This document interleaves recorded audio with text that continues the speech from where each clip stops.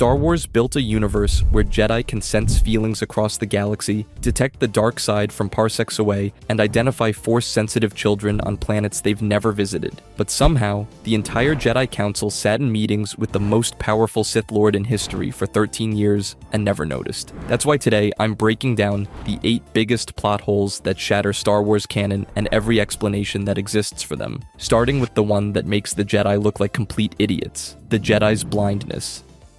Here's the thing. Palpatine wasn't hiding on some remote planet. He was Supreme Chancellor of the Republic, attending council meetings in person, sitting directly across from Yoda and Mace Windu while orchestrating a galactic war as Darth Sidious. And these same Jedi could sense Count Dooku's turn to the dark side instantly during their duel. They routinely detected disturbances in the Force from across star systems, but the Sith mastermind standing right in front of them? Zero detection. And before you say the Jedi were just arrogant, the movies actually acknowledge this plot hole. Mace Windu literally says their ability to use the Force has diminished. Yoda admits the dark side clouds everything. The films are telling you something doesn't add up here, but here's where it gets worse. Palpatine operated as Darth Sidious for over a decade. He orchestrated the Clone Wars, manipulated senators, commanded separatist armies, and murdered Jedi, all while maintaining his public identity. The logistics alone should have exposed him. Communication records, whereabouts during battles, and unexplained absences. Nobody investigated. Lucasfilm tried to fix this mess across multiple books and comics. They revealed that a Sith shrine exists directly beneath the Jedi Temple on Coruscant. The Jedi built their temple there, thinking it would neutralize the dark side energy. Instead, it weakened their Force perception for 1,000 years. They also explained that Sith developed Force concealment techniques specifically designed to hide from Jedi, refined across generations under the rule of 2. Cool. But that makes the Jedi even more incompetent. Are you telling me the galaxy's protectors built their headquarters on top of a Sith shrine and never noticed it corrupting them for a millennium? The real answer is that George Lucas didn't plan the prequels when writing the originals. Palpatine was revealed as the Emperor in 1983. His entire Clone Wars manipulation scheme was invented 20 years later. The plot hole exists because the story was written backwards, and no amount of novels can change what we see on screen. An entire religion of space wizards failed to detect evil incarnates sitting in their conference room, but at least the Jedi had an excuse for their failure. The next plot hole involves medical technology that can rebuild a man as a cyborg, but apparently can't stop someone from dying of sadness. Padme's death. The galaxy can rebuild Darth Vader as a walking life support system after he's burned alive and loses 3 limbs, but it can't save a medically healthy woman. Let me explain why this is the dumbest death in Star Wars history. After giving birth to Luke and Leia, Padme Amidala dies on the operating table. The medical droid delivers one of cinema's most mocked lines. Medically, she's completely healthy. For reasons we can't explain, we're losing her. She has lost the will to live. In a universe with back-to-tanks, cybernetic reconstruction, and cloning technology, doctors are defeated by sadness. Here's where it gets insulting. Padme Amidala survived multiple assassination attempts across Attack of the Clones. She led military operations in the Clone Wars. She was a warrior queen turned senator who fought in the Battle of Geonosis while pregnant. Her final words aren't despair. She tells Obi-Wan there's still good in Anakin. That's hope, not someone who's given up. But George Lucas needed her dead so Luke and Leia could be orphans. Character motivation didn't matter. Story logic didn't matter. We get a strong female character reduced to dying from a broken heart because the plot demanded it. The fan community developed a theory that actually makes sense. Palpatine used Darth Plagueis techniques to drain Padme's life force and transfer it to Anakin during his reconstruction as Vader, and I can prove this wasn't accidental. Sound designer Ben Burt confirmed he deliberately synced Padme's heartbeat with Vader's during the surgery sequence. As her heart stops, his suit activates. Palpatine knows about her death instantly, despite her secret medical facility location. He smiles when telling Vader, "In your anger, you killed her." Most damning,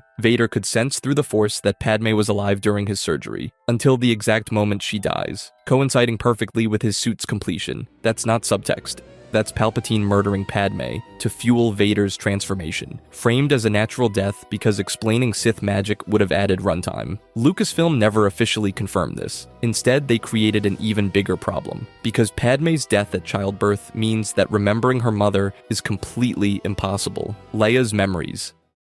In Return of the Jedi, Luke asks Leia about their real mother. She responds with specific details. She was very beautiful, kind but sad. She describes images and feelings. Luke says he has no memory of her at all. Cool. Except that Padme died within minutes of giving birth to them. Leia is describing memories that are physically impossible. Newborns don't form visual memories. They definitely don't retain personality impressions from someone they met for 30 seconds while dying. But George Lucas filmed this dialogue in 1982, 23 years before showing us Padme's death scene. When Revenge of the Sith came out in 2005, fans immediately noticed the contradiction. Lucas acknowledged this plot hole in behind-the-scenes footage. His defense? He chose emotional impact over logic. He wanted Padme's death to be tragic, so he killed her during childbirth. The scene where Leia remembers her mother, that stayed in every version of Return of the Jedi, including the special editions he personally oversaw. He had decades to remove or change that dialogue. He kept it because he didn't care about continuity. Here's where it gets desperate. Lucasfilm deployed multiple books and comics to fix what can't be fixed.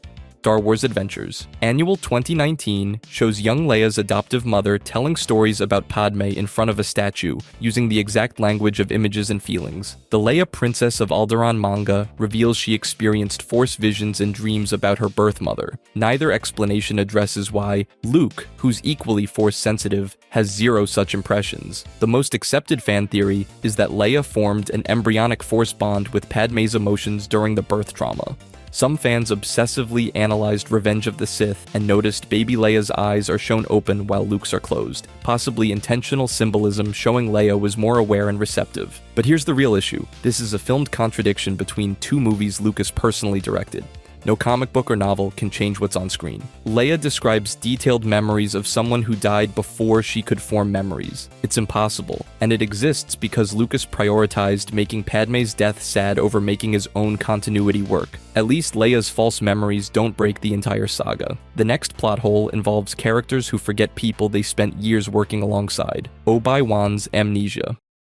When Luke brings R2-D2 to Obi-Wan's home in A New Hope, the old Jedi delivers a line that makes zero sense after watching the prequels. I don't seem to remember ever owning a droid. Technically true. He never owned R2-D2, but he also fought alongside that exact astromech for 13 years and never once forgot who he was. R2-D2 saved Obi-Wan's life in The Phantom Menace. They flew missions together throughout Attack of the Clones and Revenge of the Sith, and the Clone Wars animated series shows them on over 100 missions across 3 years of galactic war. Obi-Wan watched this droid repair his starfighter under fire, hack separatist computers, and electrocute battle droids. They were war buddies. But here's where the plot hole gets worse. C-3PO was built by Anakin Skywalker on Tatooine. Obi-Wan was there. He saw the protocol droid as a kid and watched him grow from parts into a finished android. Then Owen Lars purchases C-3PO from Jawas in A New Hope without recognizing the droid, who literally lived on his moisture farm in Attack of the Clones. The droid his stepbrother built. Nobody remembers anyone. And here's the kicker. C-3PO had his memory wiped at the end of Revenge of the Sith. Captain Antilles orders it specifically to protect the Skywalker twins. R2-D2's memory was never wiped, so Anakin refused to wipe R2 throughout the Clone Wars despite protocol requiring it. That astromech knows everything. He knows Anakin became Vader. He knows Luke and Leia are siblings. He has recordings of Padme, the Jedi Order, the Clone Wars, and Palpatine's entire conspiracy. He reveals none of this across the entire original trilogy. Lucasfilm explains that Obi-Wan was using Jedi deception, speaking from a certain point of view. He never owned R2, so his statement is technically accurate. Classic Obi-Wan manipulation to protect Luke from learning about his father, too soon. The Obi-Wan Kenobi series reinforces this pattern. He constantly hides information when he thinks it's necessary. For R2-D2's silence, the official answer is loyalty. Anakin trusted him with secrets for years. And the droid proved he could keep information classified when necessary. In the Clone Wars, military command repeatedly tried to have R2's memory wiped. Anakin refused every time because he trusted the droid's judgment. That trust extended to protecting Luke and Leia by staying silent. The Rise of Skywalker novelization reveals R2 backed up C-3PO's wiped memories and eventually restored them, meaning C-3PO now remembers the entire Skywalker saga, which raises the question of why R2 waited 40 years to give his best friend his memories back, but nobody talks about that. At least the droid plot hole has explanations that kind of work. The next one involves a character mastering abilities in hours that took other Jedi years to learn. Rey's instant mastery. Rey goes from believing the Force is a myth to performing a Jedi mind trick in approximately 6 hours. Let me explain why this broke Star Wars for an entire generation of fans. Within her first day of Force awareness, Rey accomplishes what took other Force users years of training. She successfully mind tricks a stormtrooper despite never knowing this ability existed. She resists Kylo Ren's mental interrogation, then reverses it to read his mind. She force pulls Luke's lightsaber away from Kylo, a trained Force user actively trying to claim it. Then she defeats him in lightsaber combat despite never holding one before that day. Here's the comparison that makes this insulting. Luke Skywalker trained with Obi-Wan aboard the Millennium Falcon, spent weeks with Yoda on Dagobah, and still got his hand cut off by Vader in their first real duel. Anakin Skywalker trained at the Jedi Temple for over a decade before becoming a knight. Rey does comparable feats within hours of learning that the Force exists. Screenwriter Max Landis publicly called Rey a Mary Sue immediately after The Force Awakens was released. A Mary Sue is an unrealistically competent character with no learning curve who succeeds at everything without struggle. The accusation triggered industry-wide debate about whether criticizing Rey's abilities was a legitimate storytelling critique or misogyny, but the plot hole isn't her gender. It's that 40 years of Star Wars established Force mastery requires training, and Rey demolishes that rule with zero explanation in the theatrical cut. The Force Awakens novelization introduces a concept the movie never mentions. When Kylo Ren probed Rey's mind, she inadvertently absorbed his Force knowledge through their connection. A Force download. The Rise of Skywalker later reveals they share a Force dyad, an extremely rare phenomenon where two Force users are essentially one in the Force. This supposedly explains her accelerated abilities. Cool, except that's a retcon invented to justify what was already filmed. The movie itself provides zero indication that this is happening. Audiences watching The Force Awakens had no context for why Rey could do any of this. Defenders point out that Kylo was emotionally compromised during their duel. He'd just murdered his father and taken a bowcaster bolt to the ribs from Chewbacca. The novelization confirms he was bleeding and weakened. Rey also trained with a quarterstaff her entire life on Jakku, so she had melee combat experience translating to lightsaber fighting. But here's what breaks it. Rey doesn't just win a weakened duel. She performs advanced Force techniques with zero instruction. The Jedi mind trick requires concentration and practice. Luke couldn't do it in The Empire Strikes Back after training. Rey does it casually because the plot needed her to escape. The sequel trilogy needed a powerful protagonist immediately, so they gave Rey abilities without earning them. Then spent 2 more movies and multiple novels justifying what should have been explained from the start. At least Rey's powers can be explained with dyad theory and Palpatine bloodlines. The next plot hole introduces a military tactic that retroactively breaks every space battle in Star Wars history, the Holdo maneuver. Vice Admiral Holdo rams the Resistance cruiser at light speed directly into the First Order's flagship, creating one of the most visually stunning moments in Star Wars history. The 60-kilometer dreadnought splits in half, destroying most of their fleet in a single impact. Fans immediately asked the question that breaks everything. Why has nobody done this before in 40 years of space battles? The logical problems cascade instantly. Why didn't the rebels ram a ship into either Death Star? Both stations had massive surface areas and were stationary targets. A single X-wing at light speed would have penetrated the superstructure. Why didn't anyone use this during the Clone Wars with disposable droid crews? Why hasn't the Empire developed hyperspace missiles if this tactic works? The implications make every piloted spacecraft obsolete when droids could execute kamikaze jumps. Director Rian Johnson defended the scene by saying that just because we haven't seen something doesn't mean it was impossible. But that's exactly what a plot hole is. 40 years of established warfare doctrine across 9 films, multiple TV series, and countless battles never once deployed the most devastating tactic available. Either every military commander in Star Wars history is incompetent, or the maneuver shouldn't work. The Rise of Skywalker attempts a fix through one line of dialogue. Finn dismisses using the tactic again by saying, "That move is 1 in a million." The novelizations explain that ships pass through a split-second near lightspeed window before entering hyperspace proper, and Holdo had to time her impact during that microsecond transition, requiring precise calculations of speed, distance, and target trajectory. Safety protocols normally prevent hyperspace jumps near obstacles, so she manually overrode them. Here's where the explanation falls apart. The Rise of Skywalker's final battle appears to show another successful hyperspace ram destroying a Star Destroyer above Endor. The Radis was a capital ship, If smaller vessels can execute the maneuver, why aren't Y-Wings doing this constantly? And Poe's lightspeed skipping in the same film shows ships jumping directly near gravity wells and obstacles, contradicting the safety protocol explanation entirely. Laura Dern hinted in interviews that Holdo might have been force-sensitive, suggesting the maneuver required force-enhanced timing and precision like Luke's Death Star torpedo shot. That speculation, never confirmed, and introduces even more problems. If force sensitivity is required, why can't any Jedi pilot execute this? Why didn't Anakin, the greatest pilot in the galaxy, ever consider it? The real issue is that The Last Jedi introduced a visually spectacular sequence without considering the implications. Every space battle moving forward must address why combatants don't employ this tactic. The Mandalorian, Ahsoka, and future Star Wars content now inherit a universe where the most effective military strategy is apparently ignored for no reason. Fans call this weaponized hyperspace, creating a plot hole the size of a superstar destroyer. It's a single scene that retroactively breaks decades of established space combat logic, and no amount of one-in-a-million dialogue can close it. But if you think one tactical contradiction ruins Star Wars warfare, wait until you see how The Last Jedi handled the saga's greatest hero, Luke's exile.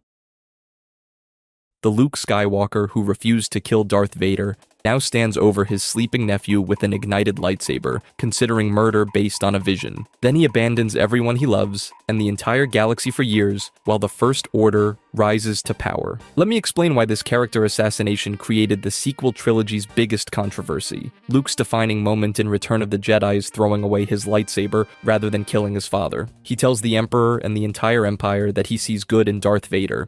This is a man responsible for planetary genocide, murdering children at the Jedi Temple, torturing Luke's friends, and cutting off Luke's hand. Luke sensed the conflict in him and refused to give up. That's who Luke Skywalker is. The Last Jedi shows us Luke drawing his weapon, igniting it, and standing over Ben Solo, ready to strike because he sensed darkness, not actual evil, not committed atrocities, a premonition of possible future darkness. The movie frames this as a brief moment of weakness, but that explanation ignores the logistics. Luke had to walk to Ben's hut, draw his lightsaber, activate it, and raise it in a striking position. That requires intent. Here's where it gets worse. Luke then cuts himself off from the Force and hides on Ahch-To for years. He refuses to help Leia and the Resistance. He won't train Rey. When he learns Han Solo is dead, murdered by the nephew he failed, he still won't leave. The man who rushed to Cloud City in The Empire Strikes Back, despite Yoda's warnings, who risked everything to save his friends repeatedly, now refuses to help anyone.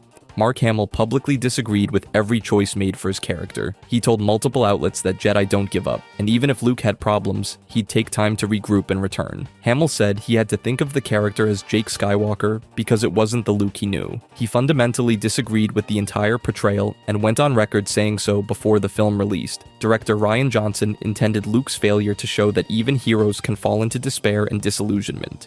The Rashomon-style sequence, showing 3 different perspectives of the Ben Solo confrontation, demonstrates how memory and guilt distort events. Luke's final act, projecting himself across the galaxy to save the Resistance while confronting Kylo Ren, supposedly redeems his character by showing he never truly lost his heroism. But here's the fundamental problem. Character arcs require internal consistency. Luke's exile contradicts everything established about his personality across 3 films. He's reckless, impulsive, and driven by protecting others, even when it endangers himself. Making him a suicidal hermit who abandons his sister requires explanation. The film never provides beyond, he felt really bad. The Mandalorian and Book of Boba Fett depict Luke between trilogies as hopeful, heroic, and committed to rebuilding the Jedi Order. This is widely interpreted as Lucasfilm course-correcting the characterization after fan backlash. The disconnect between Rian Johnson's deconstructive vision and J.J. Abrams' nostalgic approach created contradictions no amount of supplementary content can reconcile. Luke Skywalker's exile represents the sequel trilogy's core identity crisis. Individual directors pursued personal visions without coordinated planning, forcing each film to accommodate or actively contradict what came before. Which brings us to the final and most infamous plot hole in Star Wars history, Palpatine's resurrection.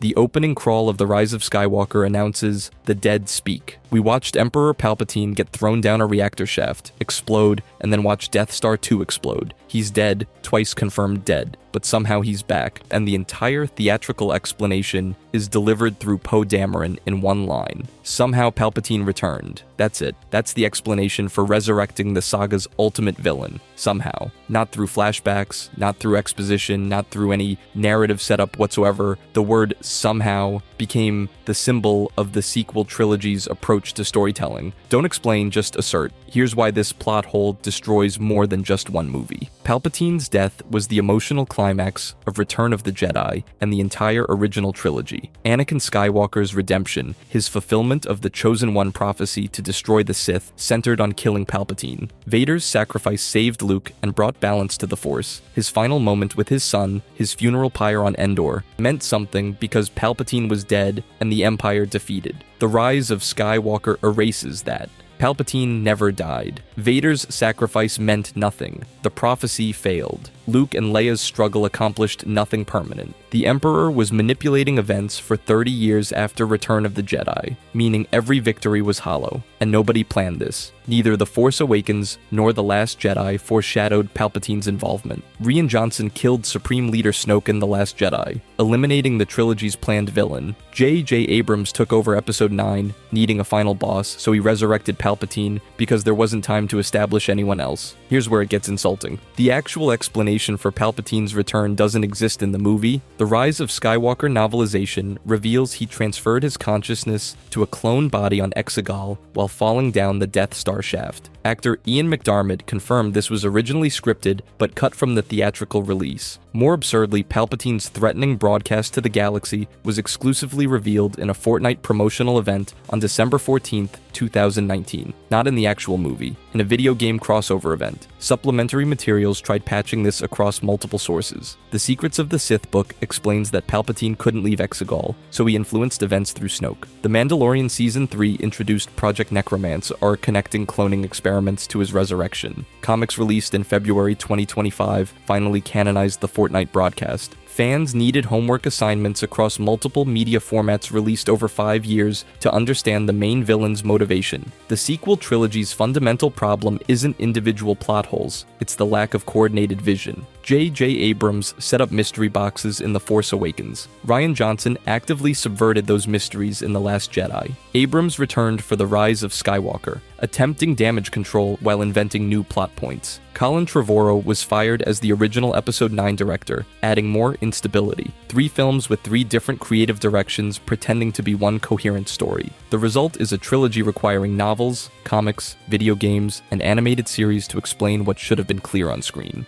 Where George Lucas created retroactive contradictions by writing prequels decades later, the sequel trilogy created contradictions in real time by refusing to plan. These 8 plot holes represent 50 years of Star Wars at war with itself. The franchise expanded beyond any single vision, accumulating contradictions faster than supplementary materials could patch them. Every new project inherits decades of established canon while inevitably creating new problems. The Clone Wars transformed Anakin's rushed corruption into a gradual descent across 7 seasons. Rogue One turned the Death Star's exhaust port from a design flaw into deliberate sabotage. These fixes work because they enhance rather than contradict what came before. But some contradictions resist elegant solutions. Leia's impossible memories, the Holdo maneuver's implications, Luke's character shift, and Palpatine's unexplained resurrection remain debated because no amount of novels can alter what audiences saw in theaters. For fans, parsing these plot holes has become its own form of engagement, part frustration and part creative problem solving, the unintended consequence of building a universe that grew far beyond anyone's control. If you enjoyed this video and want to see more, click the video on the screen now.